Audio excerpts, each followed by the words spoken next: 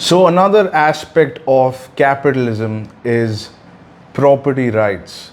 Now, property, when I say property, I don't mean real estate, because real estate is also known as property, but property could be anything that you can own, anything valuable that you can own. It could be, cash, even cash is property, gold is property, knowledge is also property, a talent could be a property. These are could be intangible or tangible. Anything that you can own. Your car is your property. You get the point.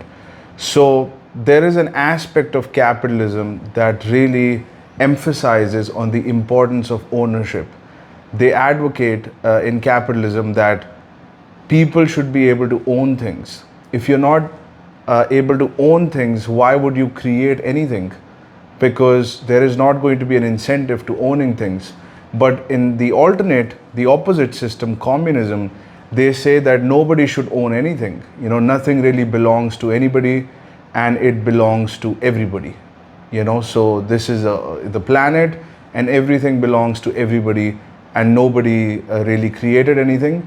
And if something was created, it was created through joint effort, and hence no individual should own a property, and nobody should be able to claim that this is mine.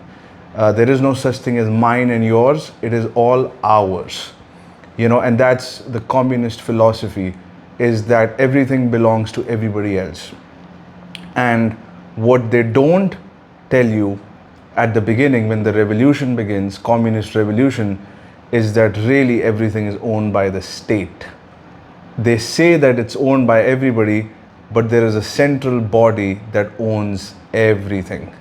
So they start by attacking people's property, by saying that, you have just too much, and you can't say me all the time and mine all the time, because you didn't create this, you didn't build this.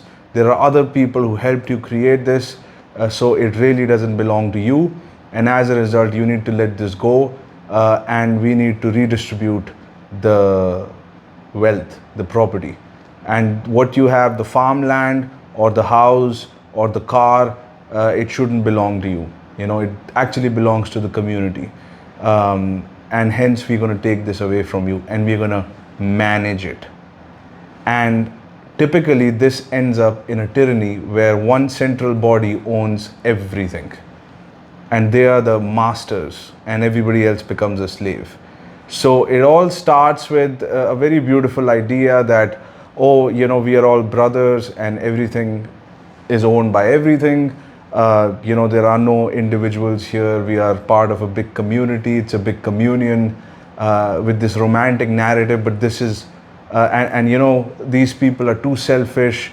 They claim ownership on things, and they're materialistic, they're selfish. They actually share what they have. And you need to open up the gates and open up your arms, and let people into your property.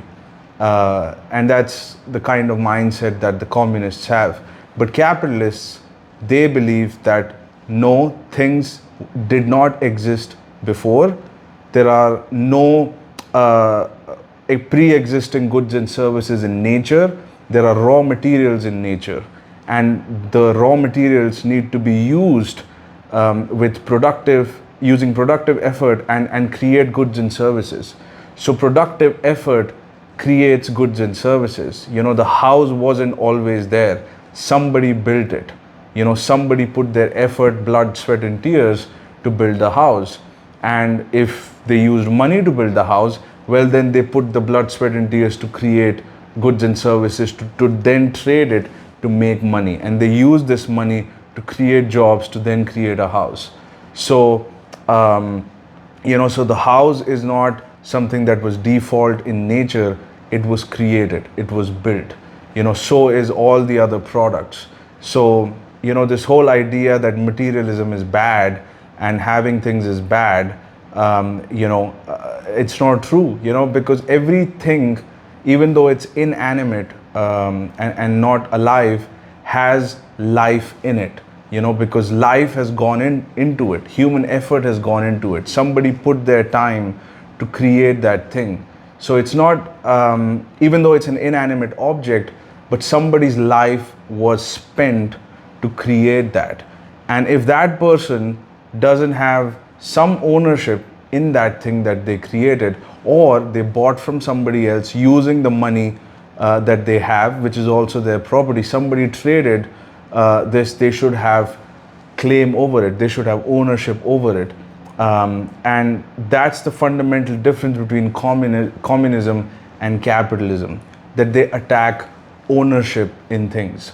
Now, I want you to imagine in practical terms, if somebody or an entrepreneur or a builder is not allowed ownership in a building, why would they build it? So let's say they were told, you know, you need to work on this project, and once the project is built, once the building is constructed, we're going to take this away from you and we're going to just distribute it equally among everybody else. So you don't get to be this big businessman. You know, that's too egoistic. You know, we need to size you up a little bit. So you're going to build this building. You're going to put your creative effort. You're going to, you know, bring people together. Everybody, I mean, the building is going to be constructed. You're going to bring people together and create this because you're a builder. But you don't get to have ownership in this building, and actually we will control who gets what, and the building is going to be taken away from you. Well, and then you may say, well, why would I build a building that I don't get any ownership of? You know, I don't want to do it. And then the communists say, well, you kind of have to, because we're going to hold you to a gunpoint.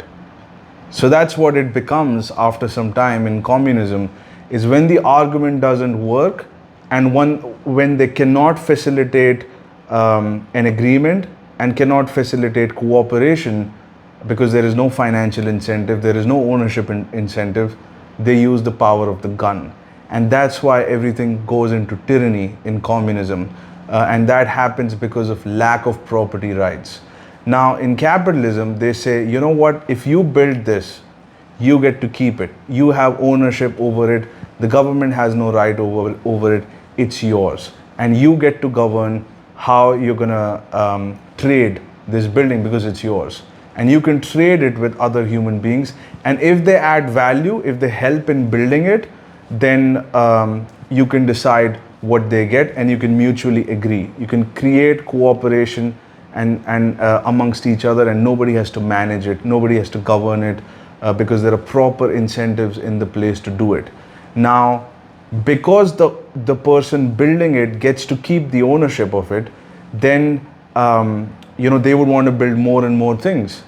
And that's why there is so much productivity in a capitalistic society. Things are created at a rapid rate because there is incentive.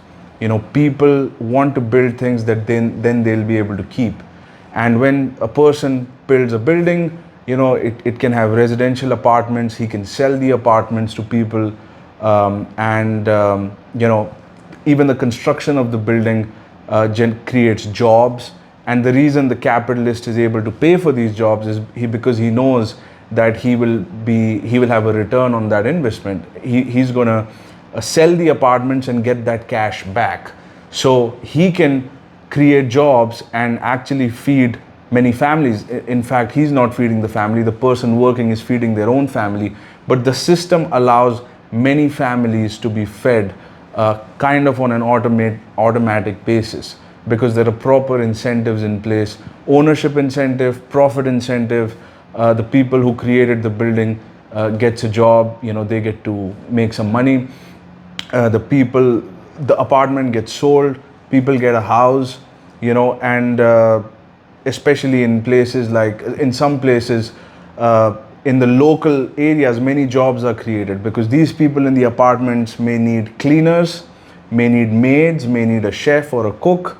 You know, more businesses will be created. Maybe there is a laundry service that opens up. There is a grocery store that opens up, because they get to have ownership and they are allowed to trade and make profit.